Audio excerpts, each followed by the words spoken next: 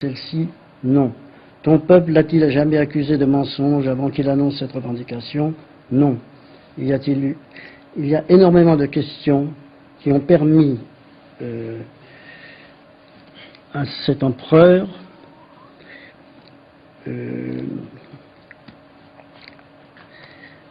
qui ont permis de se faire une idée de l'honnêteté, de la noblesse du saint prophète.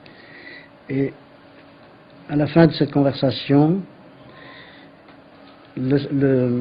Héraclius reprend toutes les questions et les réponses qui avaient été faites et en conclut: si ce que tu m'as dit est vrai, son influence et sa domination s'étendront certainement sur ces terres, c'est-à-dire sur son empire à lui. Et l'entourage d'Héraclius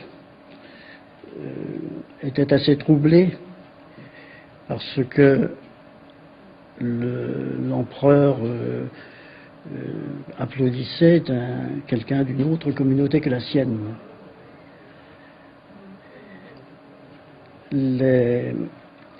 Mais à la suite de cela, le prophète Mohammed écrivit à l'empereur et il s'adresse à l'empereur et à travers lui aux gens du livre. Il dit aux gens du livre: venez à une parole égale entre nous et vous, que nous n'adorions personne d'autre qu'Allah et que nous ne lui associons point de partenaire et que certains d'entre nous n'en prennent point d'autre comme Seigneur en dehors d'Allah, mais s'ils se détournent alors, soyez témoins que nous nous sommes soumis à Dieu. C'est une invitation à l'islam, une invitation à prier le Dieu unique et qui est très pacifiste. M. Alain nous dit qu'on a quelqu'un en ligne, en régie. Nous allons revenir sur cela, avant cela. Nous allons prendre cet appel. Salam alaikum. Wa alaikum salam wa rahmatullah.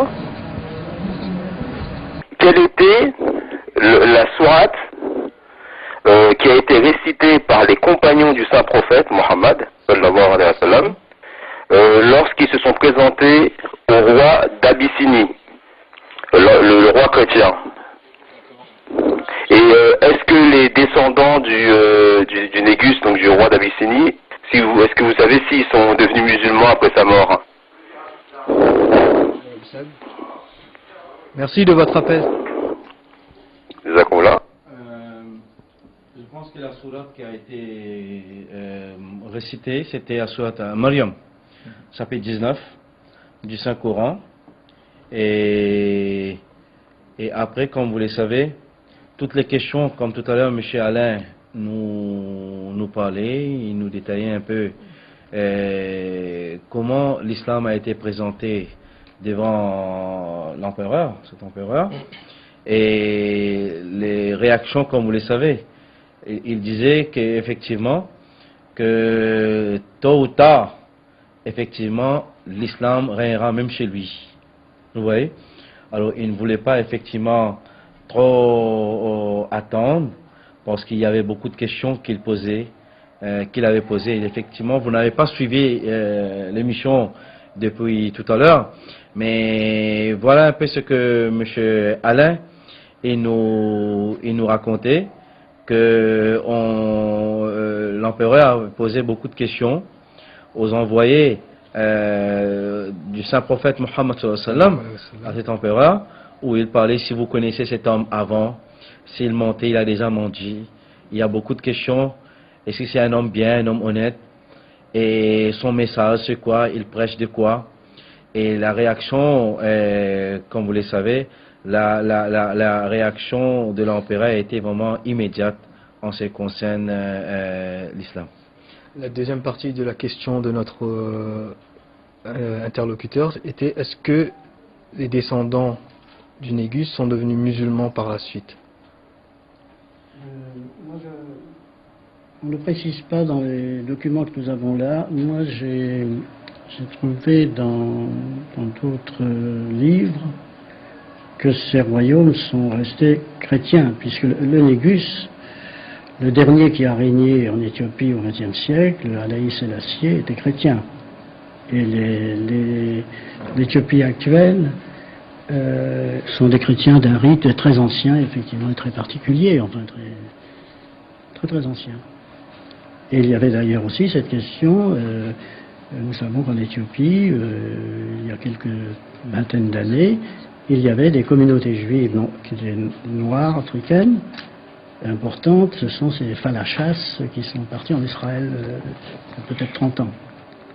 Donc depuis la période de la prédication du prophète, on peut penser que l'ensemble de l'Éthiopie, de ce qu'était l'Abyssinie. Alors selon certains auteurs, il y a eu une partie quand même, mais ils sont très minoritaires. Il y a eu bien sûr et la majorité est restée, sont restés chrétiens, de cette tradition très ancienne.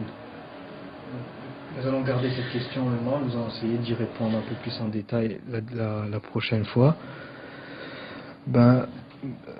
Nous arrivons à la fin de notre émission. Merci beaucoup pour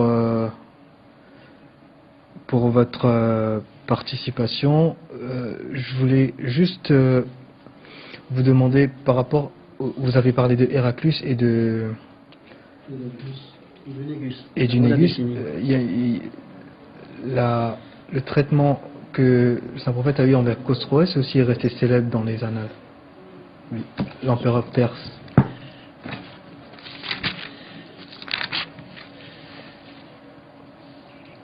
Oui, le saint prophète Mohammed sallallahu alayhi wa sallam avait adressé également un émissaire auprès du roi de Perse, nommé Chosroès.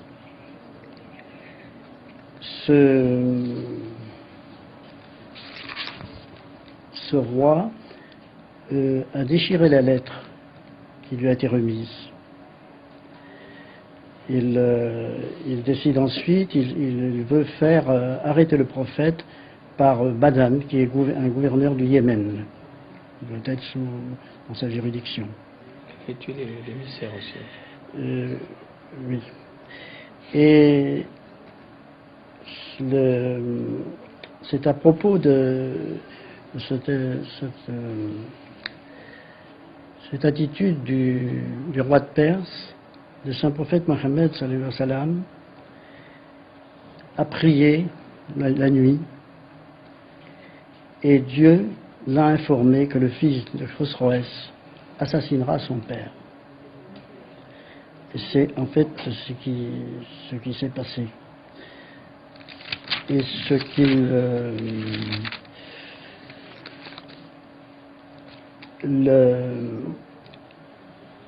le gouverneur du Yémen, Badan, qui avait été chargé d'assassiner le saint prophète par le roi de Perse, lorsqu'il reçut une lettre de Chosroès-Cyrus à Badan, à lui, et Chosroès-Cyrus était le fils, c'était le nouveau, ce qui a confirmé